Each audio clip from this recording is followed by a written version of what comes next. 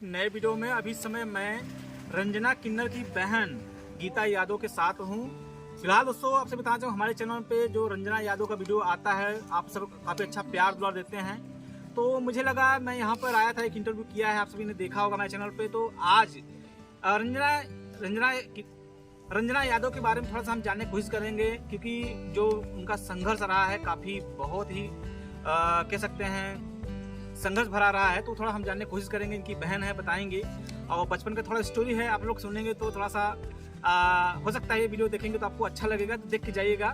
फिलहाल सबसे पहले आपका स्वागत है। तो सबसे पहले मैं चैनल के माध्यम से सभी ऑडियंस को जय श्री राधे राधे जय श्री कृष्ण बोलना चाहती हूँ, और सभी दोस्तों से निवेदन है कि ढेर सारा प्यार दुलार आशीर्वाद दीजिएगा। मैं हूँ गीता यादव, मेरे चैनल का नाम है गीता यादव यूट्यूब वासर, जो कि ये चैनल को आगे बढ़ाने के लिए रंजना ने बहुत मेहनत किया है। तो मैं ऐसा नहीं कि मतलब वो मेरा सपोर्ट करती इसलिए बोल रही, हम दोनों सगी बहनें हैं जी। शायद आप लोगों को नहीं पता, पर आप जान लीजिए कि हम दोनों सगी बहनें हैं जी। और बस 2 साल के छोटे बड़े हैं।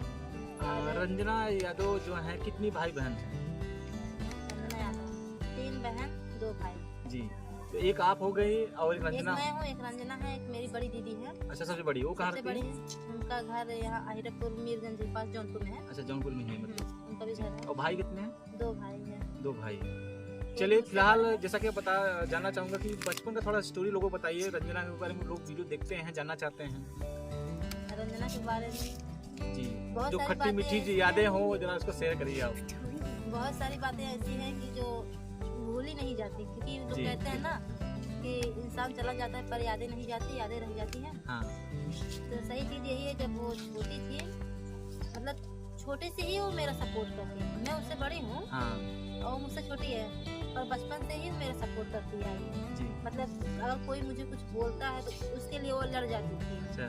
चाहे वो मेरे भैया हो हाँ। या भैया से भी लड़ जाती है। भैया से भी लड़ जाती है। अच्छा। तो फिलहाल बता दूं कि अभी जब मतलब मेरी शादी हो गई थी, और मेरी शादी के बाद वो बहुत छोटी थी, बेटी छोटी थी हाँ। और बहुत सारी मतलब ऐसी मुश्किलें थी जिसके लिए वो ऐसी हो गई। पहले वो पढ़ाई करने में बहुत ही मतलब पढ़ने में बहुत तेज थी, और क्लास करने रोज जाती थी, रोज पढ़ने भी जाती, मतलब पढ़ाई लिखाई सब में वो सही थी हाँ। फिर पापा हमारे मतलब उतना नहीं कमाते थे, पल्लेदारी वाला काम करते थे जी। तो घर में गरीबी के कारण उसको अच्छा नहीं लगा, तो क्या सोची इधर उधर शादी विवाह में जाने लगी, औरतों के पास उठने बैठने लगी, और ये जो गालियाँ नहीं गाती लड़कियाँ शादी में दूल्हे को सुनाती हैं जी। तो मतलब यही सब जाके शादी में करने लगी। तब वो लगभग की 10 साल की थी वो। तब से 10 साल तब से शुरू कर दिया था? अरे नहीं, मतलब शादी में तब जाना शुरू किया, उसके पहले वो हाँ। ये जो गाय भैंस नहीं होते जानते हैं आप लोग हाँ। तो बकरियां यही सब चराती थी, और दूसरों के खेतों में जाकर काम करती थी, कुछ न कुछ लाकर आती थी, अपने बकरियों को खिलाती थी। मतलब शुरू से कहीं न कहीं वो जिम्मेदार थी, कहने मतलब हाँ जिम्मेदार थी। उसके अंदर बस एक ही जुनून था कि मतलब वो पैसे कमाए और परिवार को किसी भी चीज की कमी न होने पाए हाँ। उसके अंदर हमेशा से एक ही चीज का जुनून था। तो जब उसने देखा पापा को पल्लेदारी का काम करते हुए, तो पता नहीं क्या उसके अंदर ऐसा क्या हो गया कि बस उस पैसे का ही जुनून सवार हो गया कि मुझे पैसे कमाने हैं हाँ। और इतने पैसे कमाने हैं कि परिवार को मतलब किसी भी चीज़ की कमी नहीं होनी चाहिए हाँ। तो धीरे धीरे मतलब ये गाय भैंस चराती थी, खेतों में जाके काम करती थी। उसके बाद वो शादी विवाह में जाने लगी जी। शादी विवाह में जाने लगी, जो औरतें गालियाँ सुनाती हैं दूल्हे को हाँ हाँ। ऐसे ऐसे मतलब काम करने लगी वो जी। काम करते करते भैया जो भी पैसे मिलते थे लाती थी, साग सब्जी हो गया, दाल चावल सब राशन हाँ। बाहर से मतलब दुकान से ही आता था जी। तो उसके बाद जो है कि किसी ने उसको कहा कि ऐसे काम नहीं चलेगा, तो यहाँ से कहीं और चलते हैं। मतलब वो भी किन्नर था, पता नहीं कैसे उसे पता चला कि किन्नर है ना, क्योंकि इसकी जो बोली भाषा थी हाँ।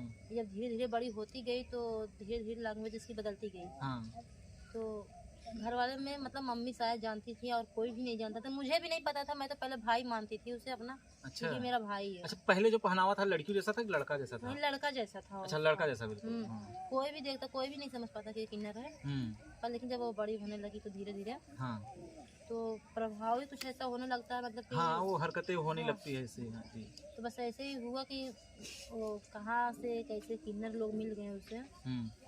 तो मैं बता रही हूँ मतलब पैसे के लिए वो बस उसे यही था कि मैं कितने पैसे कमा लूँ हाँ। कि हमारा घर परिवार परिवार के लोग खुश रहें। हाँ।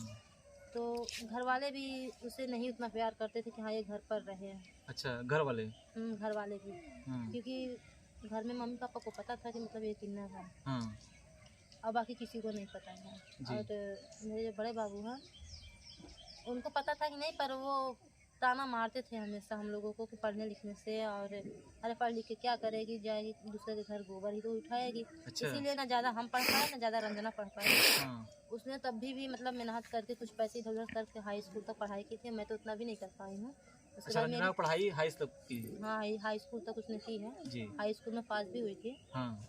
और मेरी तो नहीं की, मतलब मैं स्कूल में कैसा बिहेवियर होता है ना, जब स्कूल में गई होगी कहीं ना कहीं लोग देखे होंगे कि किन्नर है, तो क्या बिहेवियर थोड़ा आप? जब वो मतलब 6-7 में पढ़ती थी, 8 तक मैं जानती हूँ जी, क्योंकि 8 के बाद मेरी शादी हो गई थी तो उतना वहाँ पे आना जाना नहीं था मेरा। हम्म, तब तक वो मतलब उसका बिहेवियर मतलब लैंग्वेज और रहन सहन सब अच्छा था। हाँ। उससे आज तक रिकॉर्ड है, मतलब कोई भी उससे नफरत नहीं करता था। मतलब बाहर घर के लोग छोड़ के हाँ, हाँ। जब घर से बाहर जाती थी लोग उसे अपने ही लगते थे। अच्छा। किसी से मतलब कोई भी उससे मतलब दुश्मनी हो या मतलब लड़ाई झगड़े हो, ऐसा कुछ नहीं था। जो भी था ये घर के पास पड़ोसी लोग से ही था, क्योंकि भाई कोई भी पड़ोसी हो किसी को खुश नहीं देख सकता, ये आप लोग जानते हैं। हाँ। तो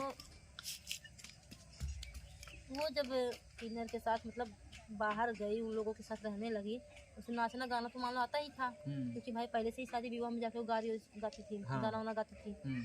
तो ऐसे ही जाने लगी उन लोगों के साथ। उसके अंदर और बढ़ा कि चलो पैसे कमाने हैं चाहे जैसे कमाएं। तो जब उसे पता चला कि मैं भी किन्नर हूँ तो मतलब एक अजीब ढंग का मतलब उसका रहन सहन होने लगा। अच्छा। कि समझ में नहीं आ रहा था कि वो मतलब कैसी हो गई है। तो फिर जब क्या बताएं हम आपको, उस समय वो भी बहुत टेंशन थी, मतलब कि मैं ऐसे कैसे हूँ, क्योंकि वो लड़का सब लोग उसे लड़का ही बुलाते थे, मतलब हाँ। दीपक उसका नाम था। दीपक? हाँ, मम्मी पापा सब लोग उसे दीपक ही कहते बुलाते थे। मैं भी जानती थी कि मेरा भाई है। हाँ। पर जब ये कितनी मतलब क्लास के बाद आपको पता चला या कितनी उम्र के बाद पता चला कि ये दीपक नहीं मतलब किन्नर है?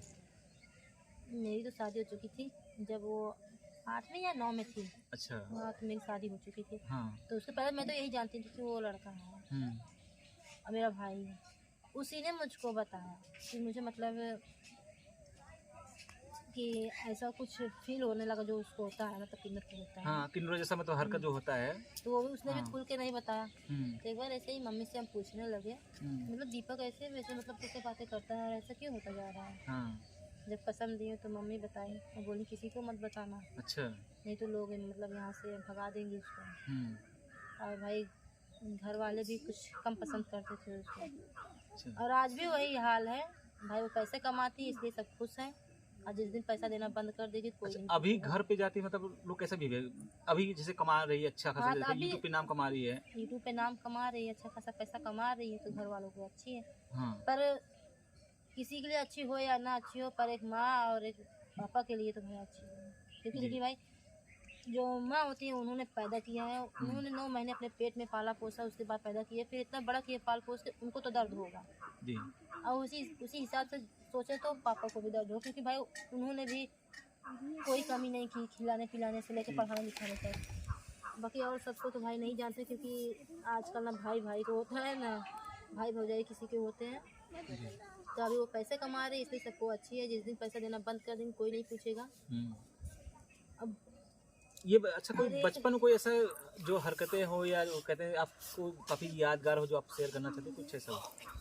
हाँ, एक चीज़ शेयर करना चाहते हैं जी। जब वो शादी में जाती थी ना, तो मैं तो कहीं जाती नहीं थी, क्योंकि मेरी जो दादी थी वो बहुत शासन कर रखती थी मेरे लिए। मुझे कहीं आना जाना मतलब सब बंद था, मेरे लिए कहीं अलाउ नहीं था कि मैं कहीं आओ जाऊँ। हाँ। किसी के घर भी नहीं।